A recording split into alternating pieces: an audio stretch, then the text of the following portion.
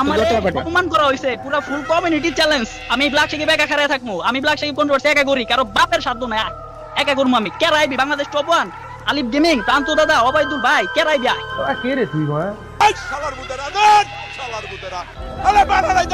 আমার কোনো ভুল হয়ে থাকলে ওবাইদুল ভাইয়ের কাছে আমি সরি বলে নিচ্ছি।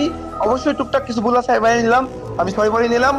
এই লাইভ স্ট্রিম করে দিলাম, যারা প্রান্তকে আর আমারে চেনে, এই প্রান্তর এই এক ওবাইদুল ভাইয়ের কথা একদিন একদিন মনে করতে হবে, একজন ছিল সে তো পাশে থাকতো, এই দিন আমার দেখতে হতো না। লাইভ স্ট্রিম লাস্ট একটা কথা দিয়ে বললাম। তো গাইস তোমাদের কাছে সরি, সবার কাছে সরি। আর কোন কথা আছে?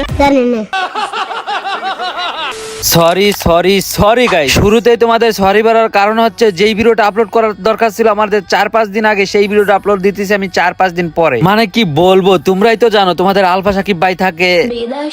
যাই হোক, বাংলাদেশ টপ অ্যান্ড ওবাইদুল ভাইয়ের কন্ট্রোভার্সিটা 5 ঘন্টা 36 মিনিট লাইভ করার পরে অনেকে কিছুই সমাধান হয় নাই। না না, মানে এটা দেখি তোমরাই বলতেছো, আসল কথা বলতে সমাধান হইব কেমনে বলো? বাংলাদেশ টপ অ্যান্ড ওবাইদুল ভাইয়ের কন্ট্রোভার্সি সমাধান করার জন্য যারা যারা লাইভে ছিল, কেউ ছিল চ্যানেলে সাবস্ক্রাইব বাড়ানোর জন্য, আবার কেউ ছিল ভিডিওতে ভিউ বাড়ানোর জন্য, আবার কেউ ছিল নিজেকে নির্দোষ প্রমাণ করার জন্য, আবার কেউ কথা ছিল স্বার্থের জন্য। দেখো এখানে আমি বাংলাদেশ টপ অ্যান্ডেও হেড দিতেছি না, আমি ওবাইদুল ভাইকেও হেড দিতেছি না, না আমি বিলাস সাকিব ভাই অ্যাডভান্স গেমিং কে হেড দিতেছি না, আমি প্রান্ত দাদারে হেড দিতেছি। আমি যা সত্য কথাগুলো তোমাদের মাঝে তুলে ধরার ট্রাই করতেছি। এই যে তারা যে 5 ঘন্টা 36 মিনিট লাইভে বকচোদা আমি করলো, বাইরে মাত্র আধা ঘন্টা লাইভ করে কন্ট্রোভার্সি শেষ করা যাইতো যদি যদি যদি লাইভে থাকা ইউটিউবার গুলার মন মানসিকতা যদি একজন সাধারণ মানুষ বা একজন ভালো মনের মানুষ থাকতো। মানে কি বলবো, এখানে গেছে কন্ট্রোভার্সি সমাধান করতে, সবাই দেখি সবার হেডাম দেখাইতে ব্যস্ত। যাই হোক, কথাগুলো কাউরে হেড দেওয়ার জন্য বলতেছি না, জাস্ট আমার এমনটাই মনে হয়েছে তাই আমি বললাম। তো ওয়েট ভিডিওর ইন্ট্রোতেই দেখি আমি ভিডিও শেষ করে দিতেছি। তো ভিডিওর মেইন টপিকে যাওয়ার আগে তোমাদের বলে নেই, তো ভাই ব্রাদাররা তোমরা সকলে জানো যে তোমাদের ভাইয়ে প্রত্যেকটা ভিডিওতে উইকলি গিভঅ্যাওয়ে করে থাকে, শুধুমাত্র একটা রিডিম কোডের মাধ্যমে। তো আগের ভিডিও রিডিম কোডটা ছিল সেই শার্টটি, এন্ড এই ভাইটা সঠিকটা বলতে পেরেছে। স্ক্রিন উপর দেখো প্রুফ সহকারে, তাকে কিন্তু আমরা একটা উইকলি অলরেডি মেরে দিয়েছি। তো এখনো যারা গিভঅ্যাওয়ে উইন হতে পারো না, হতাশ হওয়ার কিছুই নাই, কারণ এই ভিডিওতেও দিয়ে দিতেছি তোমাদের জন্য রিডিম কোড। তো স্ক্রিনের উপর দেখো একটা কালো বরণ দেওয়া আছে, আর এখানে কিন্তু একটা কোড দেওয়া আছে 1 থেকে 100 এর ভিতরে। আর তুমি কমেন্ট করে ফেলো যে কোডটা কত দেওয়া আছে, যদি তোমার বলা কোডটা সঠিক হয় তাহলে তুমি পেয়ে যাচ্ছ একটা উইকলি। আর ভাই ব্রাদাররা আমাদের চ্যানেলে কিন্তু বর্তমানে 24,000 সাবস্ক্রাইবার আছে। আমি বলছিলাম 30,000 সাবস্ক্রাইবার হলে প্রত্যেকটা ভিডিওতে মান্থলি দেওয়া হবে। তো যারা যারা ভিডিওটা দেখতেছো, যারা সাবস্ক্রাইব করো নাই, তাড়াতাড়ি ফটাফট সাবস্ক্রাইব করে ফেলো। হেই ভাই ব্রাদাররা, কি অবস্থা সবার, কেমন আছো তোমরা? আশা করছি সবাই ভালো আছো, আল্লাহর রহমতে আমি অনেক ভালো আছি। ছোট একটা বিরতি দেওয়ার জন্য সরি, আসো এখন ভিডিওর মেইন টপিক নিয়ে কথা বলি। বেশ কিছুদিন ধরে ওবাইদুল ভাই আর বাংলাদেশ টপ অনের ভিতরে অনেক বড় একটা কন্ট্রোভার্সি চলতেছে। এটা নতুন কিছু না, যাই হোক তোমরা সকলেই হয়তো জানো। 10 থেকে 12 দিন কন্ট্রোভার্সি হওয়ার পরে একটা সমাধানে আসা হয় যে সবাই লাইভে এসে সমাধান করবে। শেষ পর্যন্ত এই কন্ট্রোভার্সির সমাধান কি হয়েছে তোমরা হয়তো দেখছো যে 5 ঘন্টা 36 মিনিটের লাইভ। তো গাইস তোমাদের কাছে সরি, সবার কাছে সরি। আর কোন কথা আছে? আর কোন কথা নাই। আর আমার কোনো ভুল হয়ে থাকলে ওবাইদুল ভাইয়ের কাছে আমি সরি বলে নিচ্ছি। অবশ্যই টুকটাক কিছু ভুল আছে মেনে নিলাম, আমি সরি বলে নিলাম।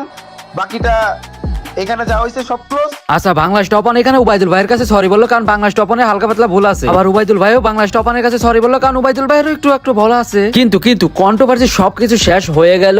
কাকে নিয়ে কন্ট্রোভার্সি শুরুটা হয়েছিল তাকে নিয়ে কিন্তু লাইভে কোনো কথাই বলা হয়। বাংলাদেশ টপ অন দোষী না করেও দোষ, ওবাইদুল ভাইও দোষ না করেও দোষ, তারপরও দুইজনের কাছে সরি বলে নিল। কিন্তু যে প্রান্ত দাদার লাগে কন্ট্রোভার্সি লাগলো তার তো কেউ কিছু বললো না। দেখো ভাই, এটা আমার কথা না, এটা তোমাদেরই কথা। তোমরা এই বিচারটা মাইনে নিতে পারো নাই বলে আমার কমেন্ট বক্সে জ্বর তুলে ফেলাইছো যে এই বিষয় নিয়ে একটা ভিডিও বানাও, তাই আমি এই ভিডিওটা বানাই দিলাম। আমি এই লাইভ স্ট্রিম বলে দিলাম, যারা প্রান্তকে আর আমারে চেনে, এই প্রান্তর এই এক ওবাইদুল ভাইয়ের কথা একদিন একদিন মনে করতে হবে, একজন ছিল সে তো পাশে থাকতো, এই দিন আমার দেখতে হতো না। আমি লাইভ স্ট্রিম লাস্ট একটা কথা দিয়ে বললাম। আচ্ছা ভাই ব্রাদাররা, তোমরা কি ওবাইদুল ভাইয়ের কথা শুনে কিছু বুঝতে পারছো? এই প্রান্ত দাদাকে 0 থেকে 100 বানাইছে কে? এই যে ওবাইদুল ভাই। আর এই ওবাইদুল ভাইয়ের সাথে পোল্টিটা মারছে ওই প্রান্ত দাদা। এই জন্যই তো এত কন্ট্রোভার্সি। এই কন্ট্রোভার্সিতে বাংলাদেশ টপ অনের দোষারোপ করা হলো, ওবাইদুল ভাইয়েরও দোষারোপ করা হলো, কিন্তু প্রান্ত দাদা কই? প্রান্ত দাদা কি থার্ড পারসন না?